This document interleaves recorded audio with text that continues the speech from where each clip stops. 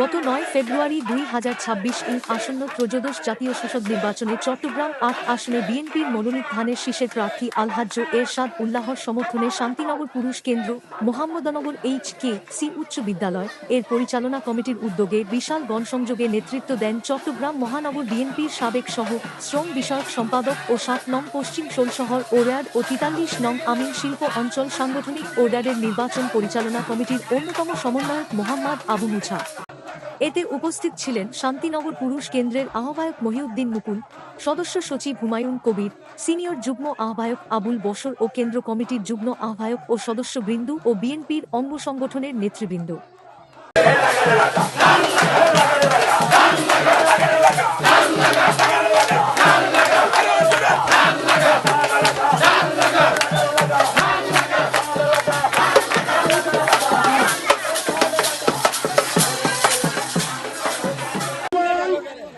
আপনারা শান্তিনগর পুরুষ কেন্দ্রের পক্ষ থেকে আপনারা জঙ্গি মিছিল করেছেন, পাড়া মহল্লা গিয়েছেন, সবার কাছে ধানের শীষের ভোট চেয়েছেন।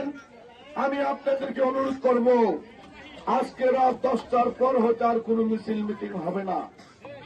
আপনারা এই নীতিমালা জানেন কিনা আমি জানি না, আপনারা শুনে নেন। আগামী দুদিন মা বোনদের, বাবাদের সালাম এবং আদর ভালোবাসা নেবেন। আপনাদের আচরণ, ব্যবহার, ভালোবাসার উপর আমার মুরব্বীরা আগামী দিন 12 তারিখ সকাল থেকে আপনাদের জন্য পরিশ্রম করবে। তাই আমি আপনাদেরকে বলবো, প্রতিটি আপনারা হুমায়ুন কবির, মহিউদ্দিন মুকুল, আবুল বশর, আব্দুল হালিম সহ যেসব মুরব্বীদের সাথে পুরুষ কেন্দ্রে বাকি সকল যুগ্ম আহ্বায়ক সদস্য বা বিভিন্ন দায়িত্বশীল ব্যক্তিরা আছেন, আপনারা বসে যার যার সাইড ওয়ারি আপনারা আপনাদের ডিউটি করবেন। তার কারণ আপনারা দেখেছেন বিকাশ বন্ধ হয়ে আছে, তার কারণ বিভিন্ন জায়গায় বিকাশে মানুষের ইমান নষ্ট করছে, টাকা পাঠিয়ে মানুষের ভোট হরণ করার চেষ্টা করছে।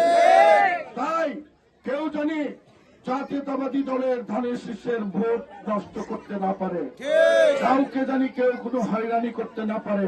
প্রতিটি পাড়া মহল্লায় আপনারা যার যার বাড়ি ঘরে আপনারা সতর্ক থাকবেন এবং 12 তারিখ সকাল পর্যন্ত আপনারা নির্বাচন দেবেন।